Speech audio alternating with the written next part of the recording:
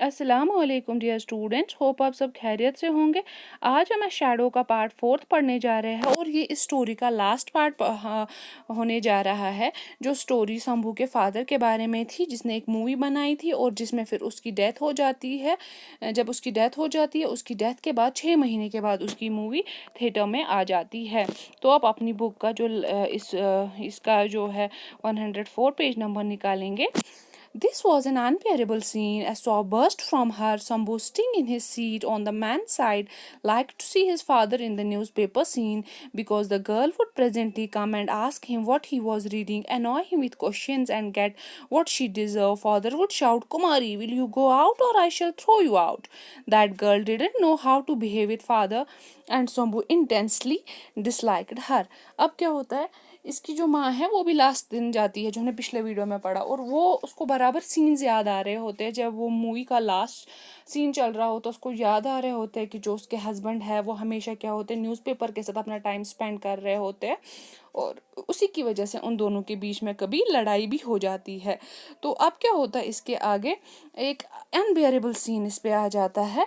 तो उसकी वजह से क्या हो जाता है, अचानक से जो औरतों का साइड होता है उसमें एक चीखने की आवाज़ निकल जाती है, एक आह भरने की आवाज़ निकल जाती है। जब क्या होता है, उस पे चलता है एक सीन जिसमें क्या होता है, वो जो फादर इसका होता है शंभू का, वो न्यूज़पेपर पढ़ रहा होता है, और वहाँ से इसकी वो जो इसकी बेटी उसमें एक्ट कर रही होती है एज अ कुमारी, वो आती है, उसको पूछती है आप क्या पढ़ रहे हो, और उसको बहुत सारे सवाल पूछती है। और उसके बाद क्या होता है, फादर इस पे जो है वो उसको चिल्ला के बोलते हैं कि तुम यहाँ से जाओ, चली जाओ, वरना मैं तुम्हें यहाँ से निकालूंगा। और शंभू को लगता है कि उसको यहाँ पे कुमारी का बिहेवियर बहुत अजीब लगता है कि ये क्यों फादर को डिस्टर्ब कर रही है। While awaiting eagerly the snapping of the girl, Shambhu heard a burst of sobbing in the woman class. Presently there was a scramble of feet and a cry, put the lights on, accident to someone, the show was stopped. अब क्या होता है, अचानक से कुछ आवाज़ आ जाती है औरतों के जो साइड होता है, मतलब जहाँ पे इसकी माँ बैठी होती है, चिल्लाने की आवाज़ आती है, स्क्रीमिंग की आवाज़ आती है। ऐसा लगता है जैसे कोई गिर गया होता है। तो लाइट्स ऑन की जाती है, शो को रोका जाता है, और वहाँ पे लोग इधर उधर देख रहे होते हैं। People went hither and thither, Shambhu cruising his interruption stood up to see the matter was, he saw his mother being lifted from the floor. अब शंभू जो है, लोग इधर उधर भाग रहे होते हैं, शंभू जो है वो देख रहा है, उसको लेकिन बुरा भी लग रहा होता है क्योंकि वहाँ उसके बाप का शो चल रहा होता है। वहाँ वो देखता है लेकिन वहाँ उसकी माँ होती है जो एक फ्लोर पे गिर गई होती है। That's my mother, is she also dead, वो कहता है ये मेरी माँ है, क्या ये भी मर गई है। Screamed Shambhu and jumped over the barrier. अब बैरियर होता है जो हम दो रूम्स के बीच में या दो क्लासेस के बीच में एक बैंड टाइप बनाते हैं ताकि थोड़ा डिवीजन हो जाए। इसी तरह जो मैन और वुमेन क्लास का बनाया जाता है थिएटर्स में, इनके बीच में थोड़ी सी मतलब कुछ हाइट का एक बैंड दिया जाता है जिसको बैरियर कहते हैं। और वो इस बैरियर को क्रॉस करता है और बहुत रोता है और चिल्लाता है। Someone told him she has only fainted. Nothing happened to her. Don't make a fuss. They carried her out and laid her in the passage. The lights were put out again. People returned to their seats and then the show continued. Mother opened her eyes, sat up and said, "Let's go away." अब कहता है कि ये शंभू है, ये रोने लगता है, चिल्लाने लगता है। कोई इसको कहता है कि ये सिर्फ फेंट हुई है, ये मरी नहीं है, यहाँ पे तुम क्रिएट मत करो सीन। और इसकी माँ को बाहर ले जाया जाता है और उसको वहाँ पे लिटाया जाता है। तब तक वहाँ पे लाइट्स फिर से ऑफ की जाती है और लोग फिर से शो देखने चले जाते हैं। इसकी माँ जब आंखें खोलती है वो उसको कहती है हमें यहाँ से आप जाना चाहिए। Yes, mother, he fetched a jutka and helped her into it, and she was climbing into it himself from the darkened hall. A familiar voice said, Kumari, will you go out or shall throw you out? On hearing it, Sambhu's heart became heavy and he burst into tears. He was affected both by his mother's breakdown and by the feeling that this was the final parting from his father. They were changing the picture next day.